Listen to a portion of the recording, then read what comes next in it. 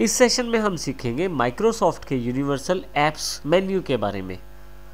यदि हम स्टार्ट पे क्लिक करें, जो लेफ्ट साइड पे मेन्यू अवेलेबल है वो माइक्रोसॉफ्ट विंडोज 7 जैसी लुक वाला है। यदि आप राइट हैंड साइड पे देखें तो विंडोज 8 जैसा कुछ मेन्यू आपके पास अवेलेबल है, जिसमें माइक्रोसॉफ्ट की यूनिवर्सल लाइव टाइल्स के एप्स हैं।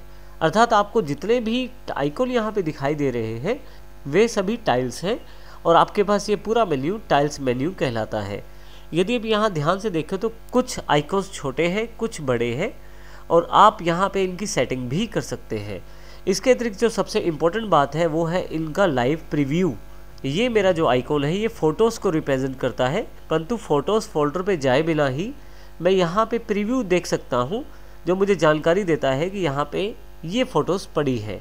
इसी प्रकार से नीचे यहाँ पे मनी नाम का एक लाइव टाइल है, जिसमें आज की डेट के शेयर्स के भाव क्या हैं उसकी जानकारी भी मेरे पास यहाँ अवेलेबल है।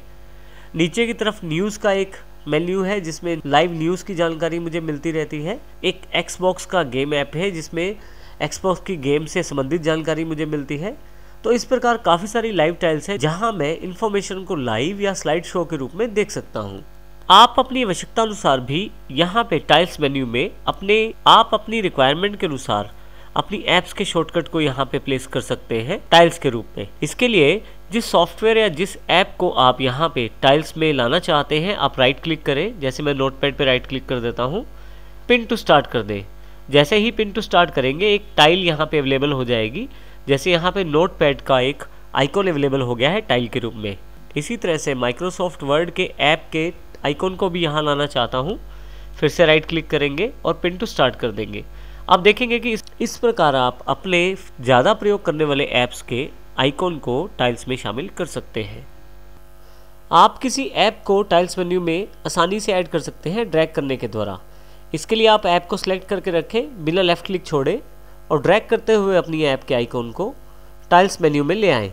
जैसे ही आप छोड़ेंगे तो आपके देखेंगे कि यहाँ पे टाइल्स मेन्यू में आकर उस ऐप का आइकॉन ऐड हो गया है।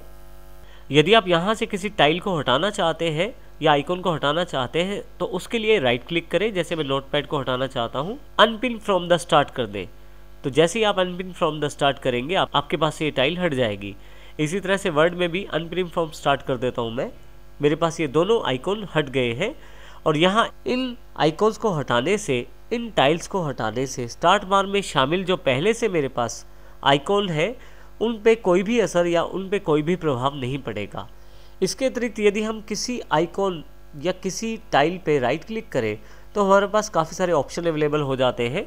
जैसे अभी हमने एक ऑप्शन किया है अनपिन फ्रॉम द स्टार्ट। इसके अतिरिक्त यदि हम किसी भी टाइल पे राइट क्लिक करें तो हमारे पास काफ़ी सारे ऑप्शन अवेलेबल हो जाते हैं। अनपिन फ्रॉम स्टार्ट ये हमने अभी किया है। इसके अतिरिक्त मैं अपनी टाइल को रिसाइज भी कर सकता हूँ।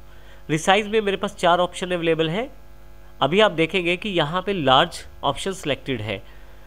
अभी मैं इसको स्मॉल कर देता हूँ तो जो टाइल है वो बिल्कुल छोटे से रूप में यहाँ पे स्मॉल आइकॉन के रूप में अवेलेबल हो गई है। फिर से राइट क्लिक करता हूँ रिसाइज पे, मीडियम, तो मीडियम रूप में मेरे पास अवेलेबल हो गई है। और देखिए यहाँ पे स्लाइड शो भी उसका एक्टिवेटेड है। फिर से मैं राइट क्लिक करता हूँ और वाइड कर देता हूँ। ऐप के आइकॉन की चौड़ाई बढ़ गई है और उसने अपने स्पेस को फिक्स कर लिया है। यदि मैं इसे और बड़ा करके देखना चाहता हूँ तो रिसाइज लार्ज, तो आप देखेंगे फिर से उसी शेप में मेरे पास टाइल अवेलेबल हो गई है जिस शेप में पहले थी। आपकी टाइल पे जो स्लाइड शो दिखाया जाता है आप उसको डिसेबल भी कर सकते हैं। उसके लिए आप राइट क्लिक करें, टर्न लाइव टाइल ऑफ का एक ऑप्शन अवेलेबल है। यदि मैं इसे क्लिक कर देता हूँ तो आप देखेंगे फ़ोटोज़ का प्रीव्यू यहाँ पे नहीं दिखाया जा रहा। यदि मैं फिर से प्रीव्यू देखना चाहता हूँ तो फिर से राइट क्लिक करूँगा और टर्न लाइव टाइल ऑन कर दूंगा। यदि मैं यहाँ राइट क्लिक करके फिर से टर्न लाइव टाइल फीचर्स को ऑन कर लेता हूँ तो आप देखेंगे कि स्लाइड शो फिर से अवेलेबल हो गया है। इस प्रकार आप किसी भी टाइल का आप स्लाइड शो या प्रीव्यू ऑफ या ऑन कर सकते हैं। यहाँ मैं अपनी आवश्यकता अनुसार इन टाइल्स को ऊपर नीचे ड्रैग भी कर सकता हूँ। जैसे कि मैं इसको नीचे लाना चाहता हूँ तो माउस का लेफ्ट क्लिक प्रेस करके रखता हूँ और अपने सुविधा अनुसार इसे नीचे ले आता हूँ। यदि इस टाइल को मुझे ऊपर लेके जाना है तो इसको मैं ऊपर भी लेके जा सकता हूँ। इस प्रकार आप अपनी आवश्यकता अनुसार इसे रीअरेंज कर सकते हैं। देखिए मैं यहाँ से फिर से वापस ले आता हूँ और इस पिक्चर वाले टाइल को फिर से ऊपर ले जाता हूँ। इस तरह से मैं अपनी आवश्यकता अनुसार इन चीज़ों को रीसेट कर सकता हूँ। हल्का सा इसको ऊपर ले आता हूँ ताकि ये ऑर्डर में लग जाए। इसके अतिरिक्त हम यहाँ पे यदि ध्यान से देखें, माउस जब आप ऊपर लेके जाते हैं इस ग्रुप के ऊपर या यहाँ पे, तो आपके पास जानकारी दी जाती है ग्रुप के बारे में। जैसे कि यहाँ पे लाइफ एट अ ग्लांस एक ग्रुप का नाम है और यहाँ पे मैं क्लिक करके इस ग्रुप का नाम चेंज भी कर सकता हूँ। इसी तरह से यहाँ पे क्लिक करके भी चेंज कर सकता हूँ। यहाँ पे मैंने ग्रुप का नाम नहीं रखा है तो यहाँ मैं क्लिक करूँगा और यहाँ कुछ मैं नाम रख देता हूँ और एंटर करते ही ये ग्रुप का नाम फाइनल हो जाएगा। इस प्रकार से मैं इस ग्रुप को आसानी से नाम इसका रख सकता हूँ।